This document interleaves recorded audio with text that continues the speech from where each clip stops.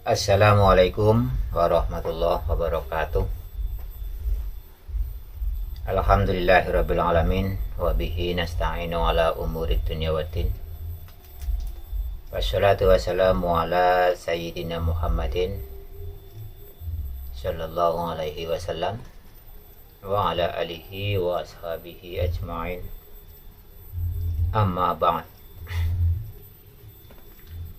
Halo sahabat-sahabat semua, teman-teman semua, kita berjumpa lagi, kita bertemu kembali melalui channel kita ini, yaitu channel M Solayo Ngaji.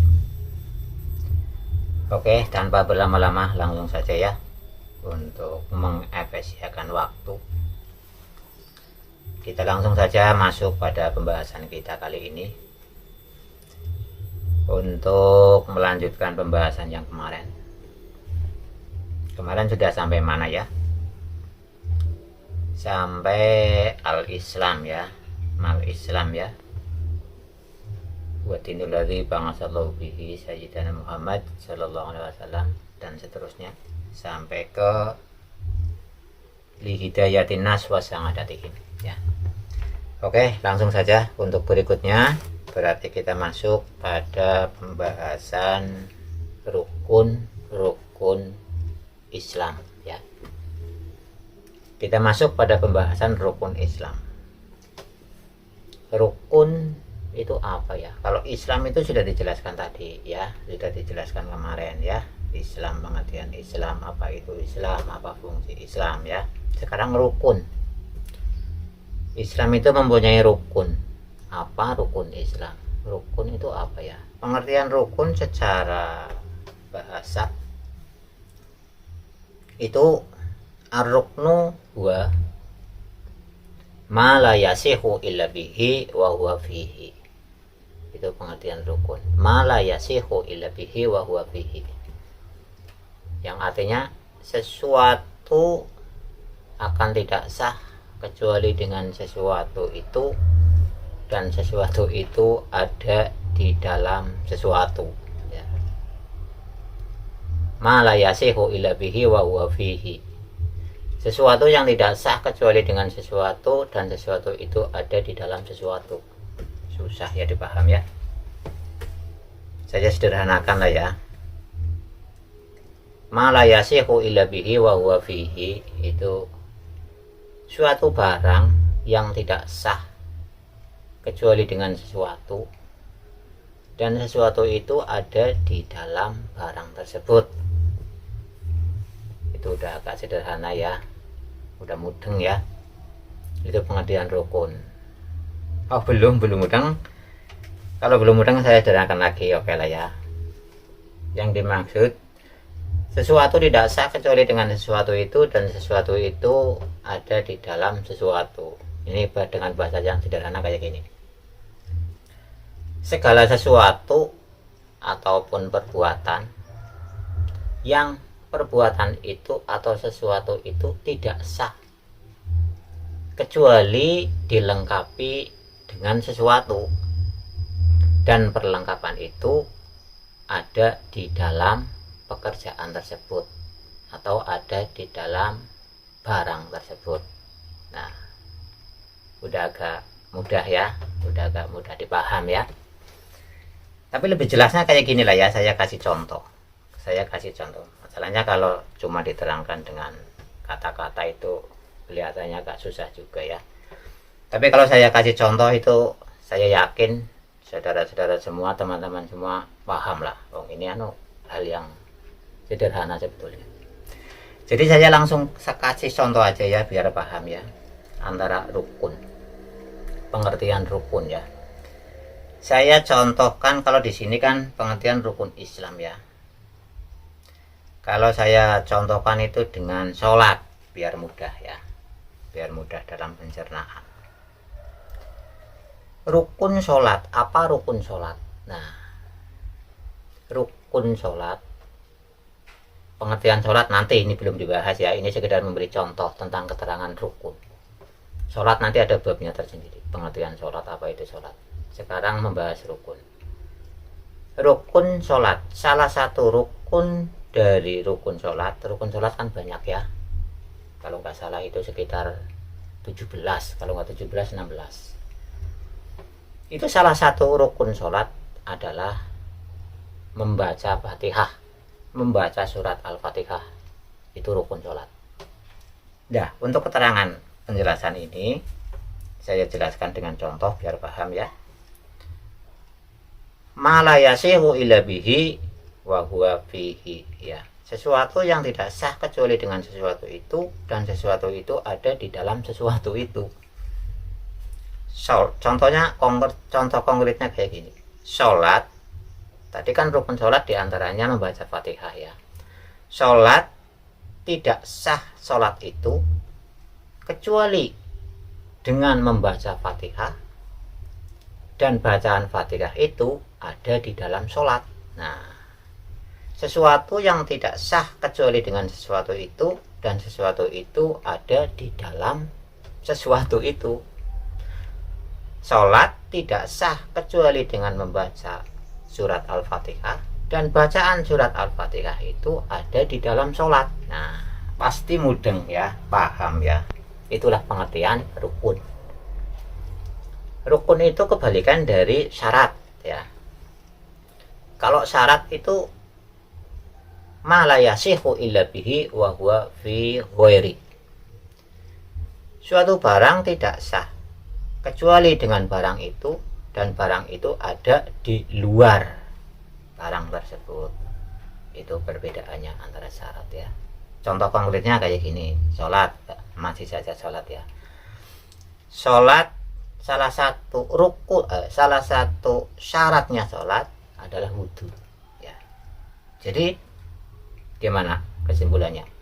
Sholat tidak sah ma la yasihu illa bihi, kecuali dengan wudhu ya, dan wudhu itu ada di luar sholat.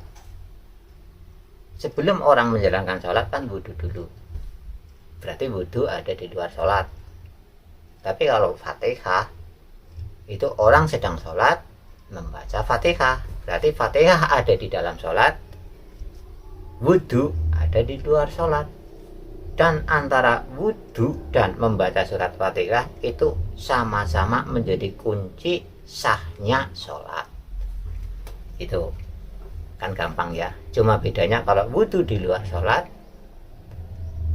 membaca Fatihah di dalam sholat. Tapi sama-sama menentukan sah dan tidaknya sholat. Orang sholat tanpa wudhu tidak sah. Orang sholat tanpa membaca surat Al-Fatihah tidak sah. Nah, itulah perbedaan antara rukun dan syarat ya. Ar-ruknu ma la yasihu illa bihi wa huwa fihi. Asyartu ma la yasihu illa bihi wa huwa fi ghairihi. Itu pengertian rukun ya. Pengertian Islam sudah dijelaskan kemarin. Sekarang masuk pada pembahasan yang tertera dalam kitab ini, yaitu pertanyaan kam arkanul Islam. Berapakah rukun Islam itu? Nah, sekarang jawabnya ya. Jawabnya adalah kam arkanul Islam. Berapa rukun-rukun Islam? Jawabnya arkanul Islam khamsatun ya. Kalau secara pondok pesantren, arkanul Islam khamsatun, utawi piro-piro rukun Islam iku khamsatun, ono 5 ya. Cara wetanya ya ono 5. Arkanu utawi piro-piro rukun al-islami Islam, rukun Islam iku khamsatun, ada 5. Utawi piro-piro rukun Islam iku ono 5 ya. Al awalu utawi kang awal iku syahadatu nakseni. Nah, ini rukun yang pertama ya, karena rukun itu ada 5. Ini yang pertama. Al awalu utawi kang awal iku syahadatu nakseni. Allah itu dari anla ya. An setuhune ya, la ora ono, ilaha pangeran kang maujud illallah kejaba Gusti Allah. Itu maknanya ya. Wa ana lan bersaksi lan nekseni an setuhune Muhammadan ya Nabi Muhammad iku Rasulullah, utusane Gusti Allah. Itu rukun yang pertama. Jadi saya ulangi, arkanul islami khamsatun, utawi pira-pira rukune Islam iku ana 5. Al awalu utawi kang awal iku syahadatu, nekseni. Kang pertama kang awal iku nekseni an la yen to ora ana ilaha pangeran kang maujud illallah kejaba angin Gusti Allah. Wa anna lan nekseni. Lah arti yang nekseni apa? Ini kan ngataf ya, ngataf. Aslinya ini wa anna wa ashadu utawa wa syahadatu. Tadi di atas kan al awalu syahadatu alla ilaha illallah. Ini aslinya jane wa syahadatu anna Muhammadar Rasulullah itu ya. Jadi lanak seni, sekalipun kalimat syahadat di sini tidak disebutkan, tapi cara mengartikannya biar mudah itu tetap diartikan, dibacakan ya. Wa anna Muhammadar Rasulullah atau wa syahadatu anna Muhammadar Rasulullah, yaitu bersaksi atau nekseni sak temene sak tuhune Muhammad ya Nabi Muhammad iku Rasulullah, utusannya Gusti Allah. Itu maknanya ya. Jadi dengan makna bebas, dengan terjemahan bebas adalah kam arkanul Islam, berapa rukun Islam, berapa rukun-rukun Islam. Arkanul Islami khamsatun, rukun-rukunnya Islam ada 5 ya. Yang pertama syahadatu, yaitu menyaksikan, bersaksi alla ilaha, tidak, bahwasanya sesungguhnya tidak ada Tuhan, alla ilaha, tidak ada Tuhan, illallah, kecuali Allah subhanahu wa ta'ala. Wa anna, dan bersaksi tidak ada wa anna, dan bersaksi wa syahadatu anna, dan bersaksi sesungguhnya Muhammad dan Nabi Muhammad Rasulullah adalah utusannya Allah subhanahu wa ta'ala. Itu artinya ya, terjemahannya begitu. Terus yang dimaksud menyaksikan atau bersaksi alla ilaha illallah, tidak ada Tuhan selain Allah, itu bagaimana?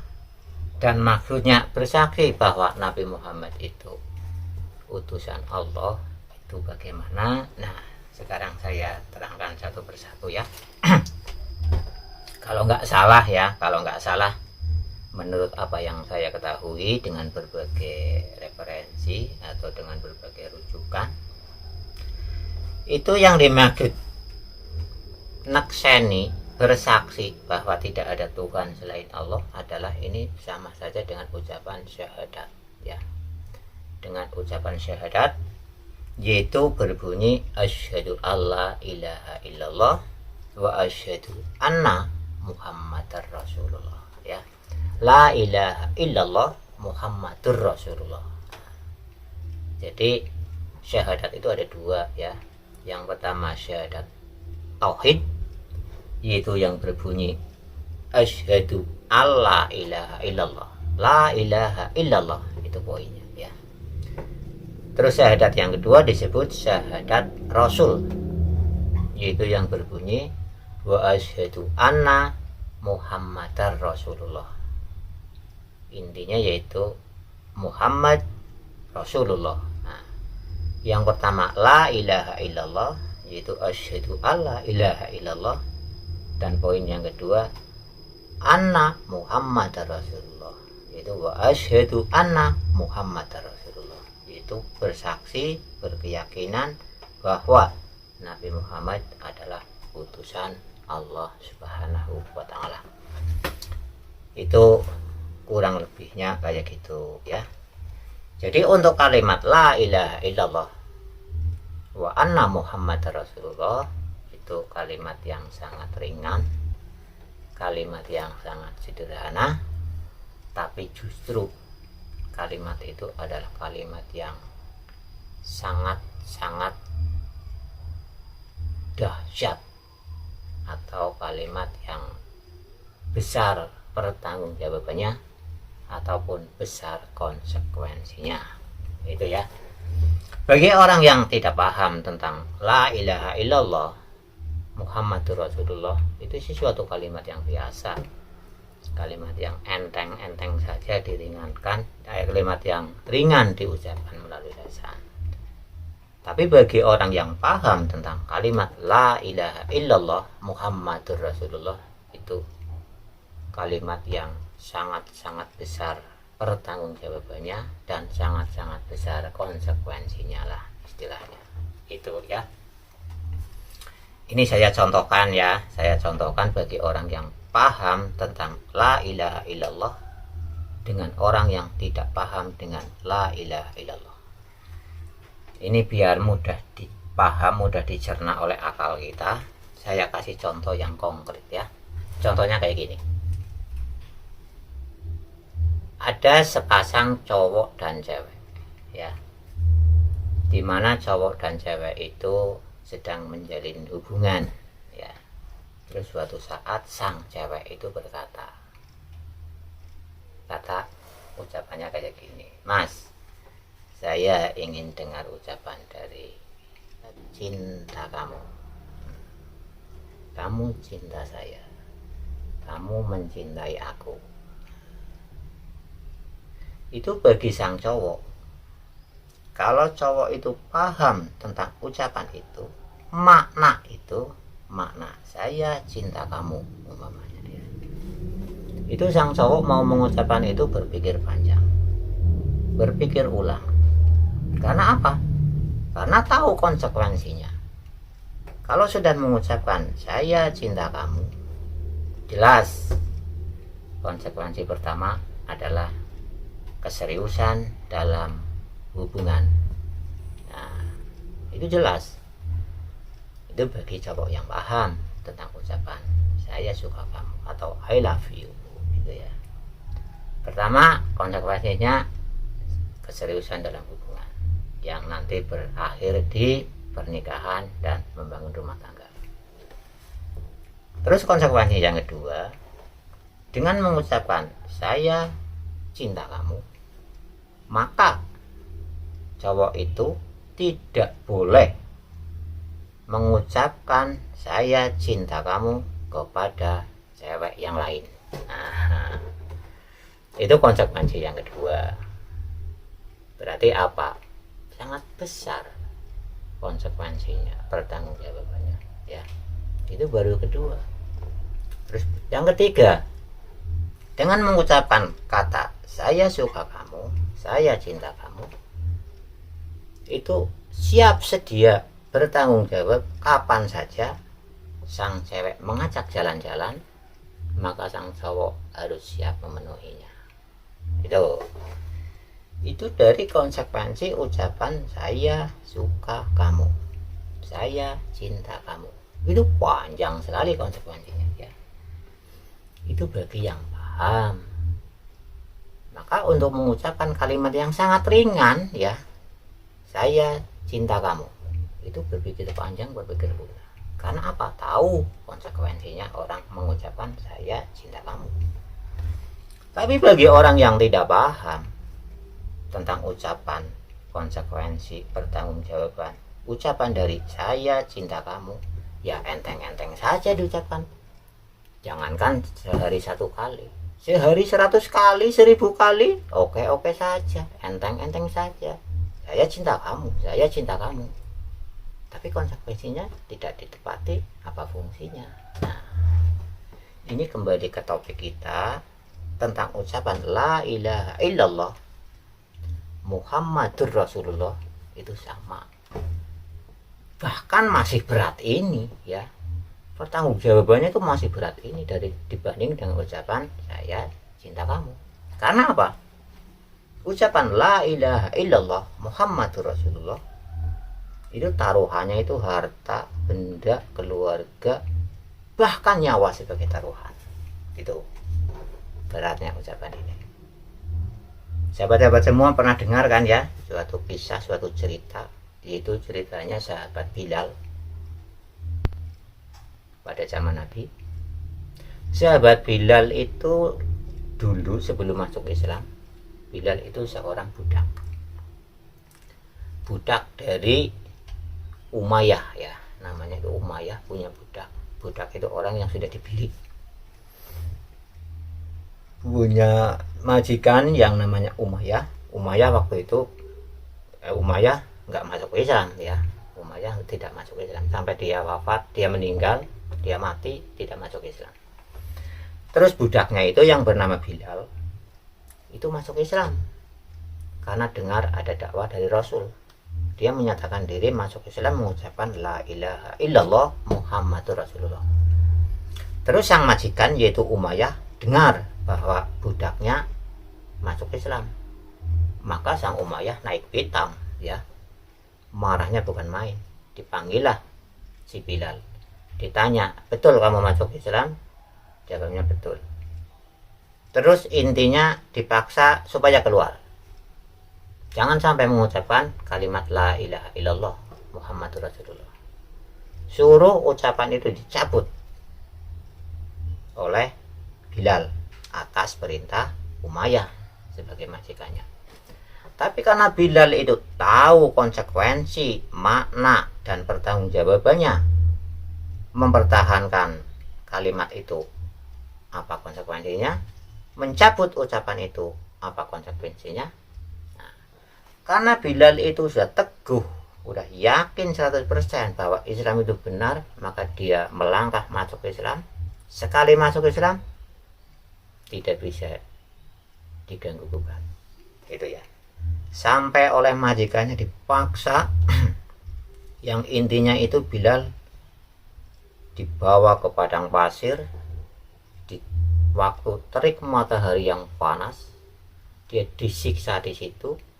Itu cuma satu tuntutannya, untuk mencabut kalimat la ilaha illallah Muhammadur Rasulullah. Tapi Bilal karena udah yakin, udah mantap, tetap tidak mau.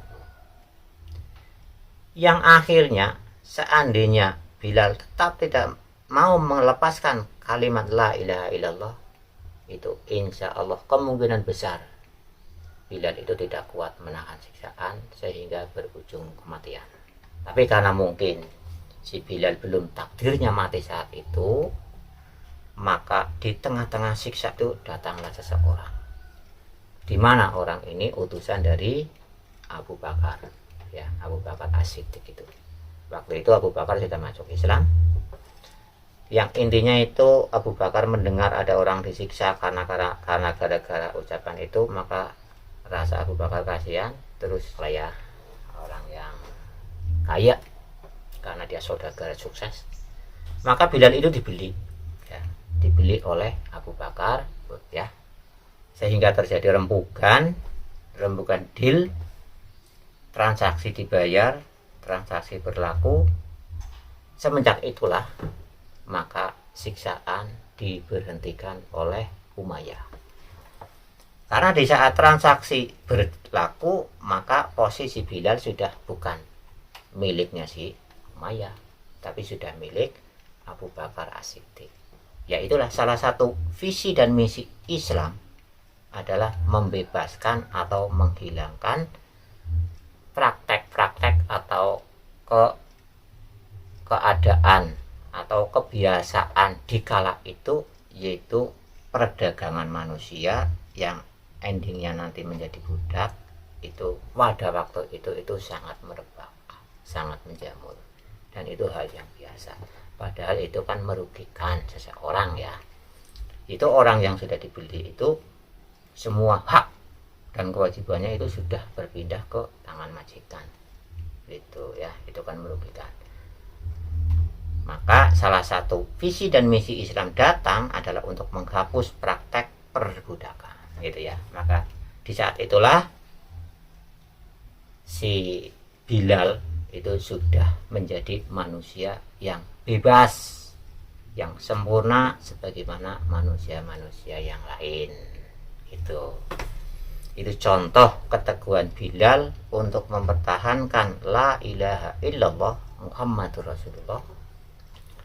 Itu nyawa, harta, keluarga dipertaruhkan demi kalimat la ilaha illallah. Itu bagi orang yang paham tentang ucapan la ilaha illallah, sekalipun ucapan itu yang sangat ringan, ucapan yang sederhana, setiap orang itu bisa mengucapkan itu. Maka dari itu la ilaha illallah Muhammad Rasulullah ini dijadikan rukun yang pertama. Itu loh ya. Kembali ke pokok masalah, pengertian rukun adalah sesuatu yang tidak sah kecuali dengan sesuatu itu, dan sesuatu itu ada di dalam sesuatu itu. Islam tidak sah atau belum sempurna jikalau orang tersebut belum menepati rukun-rukunnya Islam. Itu diantaranya rukun Islam itu bersaksi bahwa tidak ada Tuhan kecuali Allah, dan bersaksi bahwa Nabi Muhammad itu adalah utusan Allah. Dengan kalimat lain, dengan kata lain, itu syarat rukun yang pertama adalah mengucapkan syahadat. 2 kalimat syahadat, yaitu pertama asyhadu alla ilaha illallah, itu yang disebut syahadat tauhid, dan yang kedua wa asyhadu anna Muhammadar Rasulullah, itu yang disebut syahadat Rasul. Itulah rukun Islam yang pertama. Dan ini juga masih panjang ya, nanti bisa perlu dijelaskan lagi. Cuma untuk pertemuan kali ini mungkin waktunya udah mepet ya. Jadi sekian dulu biasa dari saya. Apabila ada tutur kata, tutur sapa yang kurang berkenan, tapi sebelumnya saya ingatkan ya, terima kasih sekali kepada semua sahabat yang sudah berkenan berpartisipasi, memberi dukungan dengan cara mensubscribe channel ini dan mengaktifkan tombol loncengnya, serta like, komen, dan share sebanyak mungkin. Itu saya ucapkan banyak-banyak terima kasih. Dan bagi yang belum mensubscribe channel ini, aku minta dukungannya untuk menekan tombol subscribe dan mengaktifkan logo loncengnya supaya selalu mendapat notifikasi pemberitahuan setiap kali aku upload video di channel ini. Gitu ya. Mungkin dari saya cukup sekian. Selamat berjumpa kembali nanti di session berikutnya atau di video berikutnya ya. Dari saya cukup sekian. Bila ada tutur kata, tutur sapa yang kurang berkenan, kami mohon maaf yang sebesar-besarnya ya. Akhirul qouli wabillahi taufiq wal hidayah. Assalamualaikum warahmatullahi wabarakatuh.